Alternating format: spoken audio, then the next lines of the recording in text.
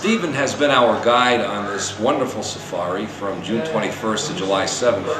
And what a trip this has been.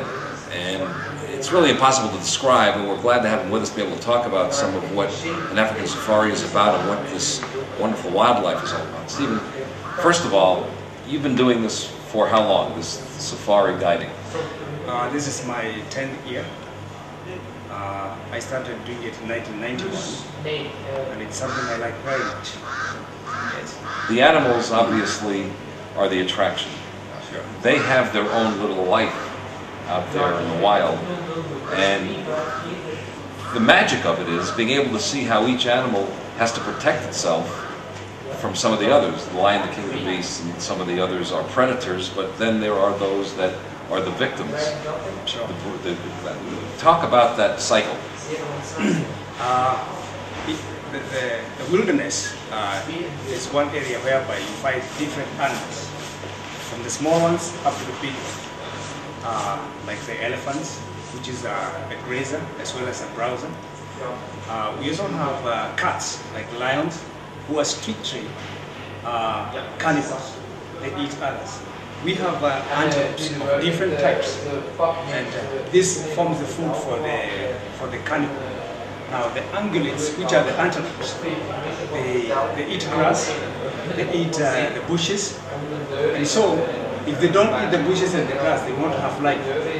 So there will be no food for the super predators like the lions and other cats. All right, Stephen, so you talk about then the cycle of life that these animals have, but one thing that interrupted that was man, human beings. And over the years there's been a lot of poaching. That's not part of nature.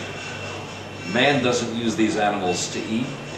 It's for trophies, for the ivory, for the horns, for using the horn of the rhinoceros for what's supposed to be medicine, traditional medicine. And what has Kenya done about that to make it more difficult for poaching to happen?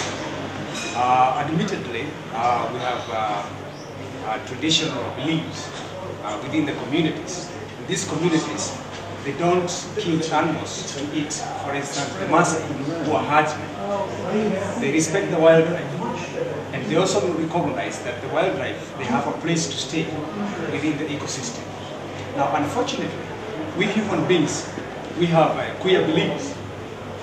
For instance, like the people in the Asia, they believe that about aphrodisiac, that if they eat, they drink their own power, they are going to be sexually active. It scientifically has been proved that this is not the case.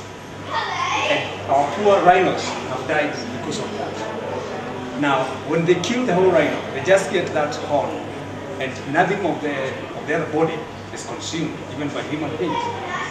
So, unfortunately, this now denies other people from all over the world to come and see the rhino.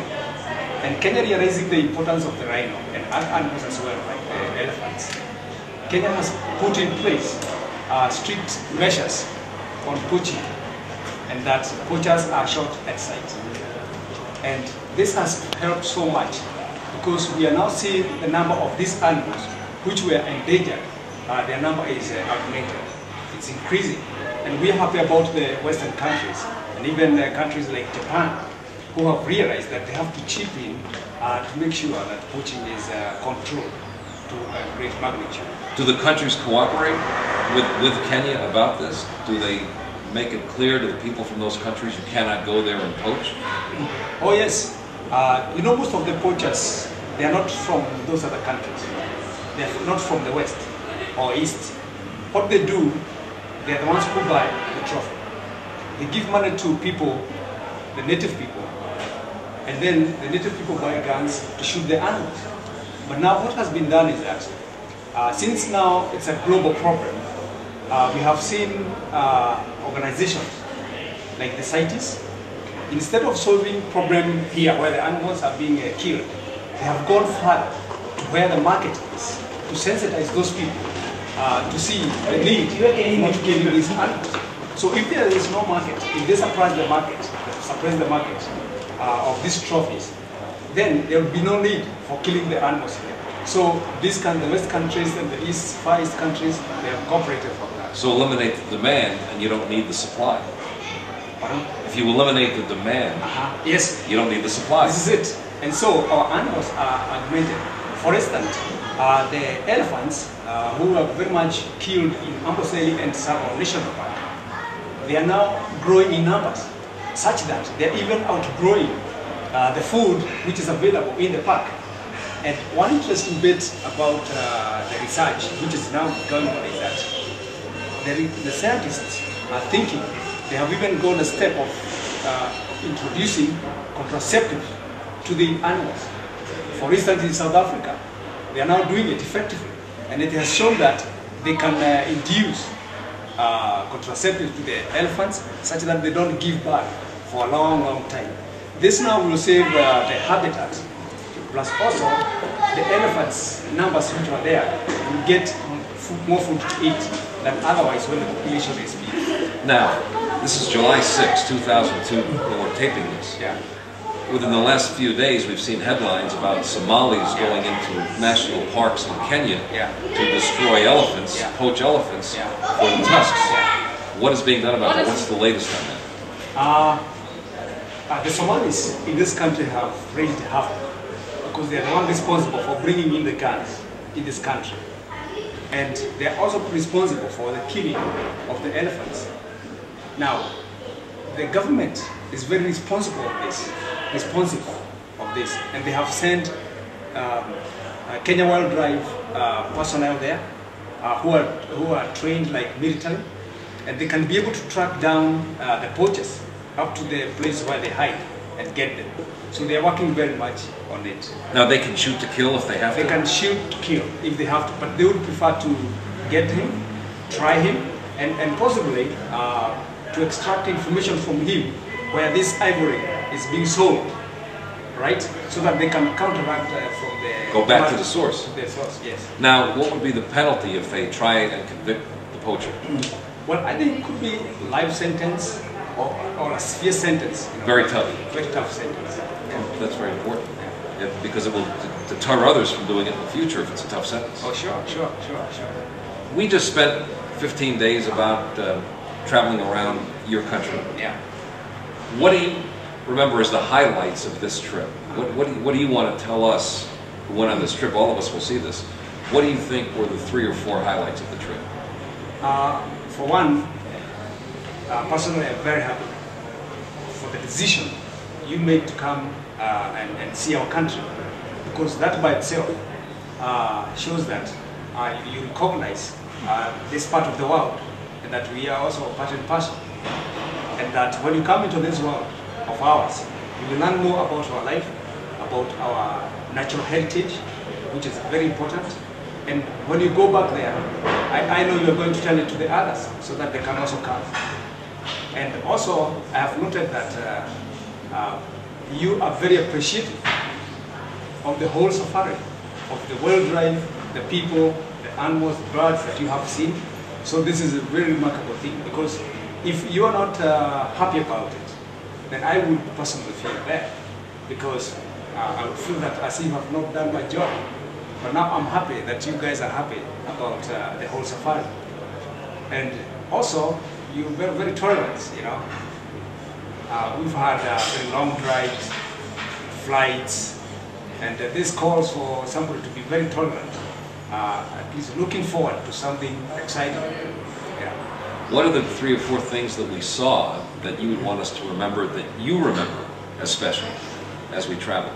The animals, or what we saw out there on the game drives? We have, like, for instance, the park that we started, Lake Nakuru. It has millions of flamingos. They're beautiful. And this Lake Nakuru by itself is about heritage, right? And we have also seen lions, how they live together as a family. And this is something that I would like people also to come and see, to realize that, you know, a single life is not very much possible. You still have to depend on others. Okay? We have also seen the way animals interact with their environment, make good use of them.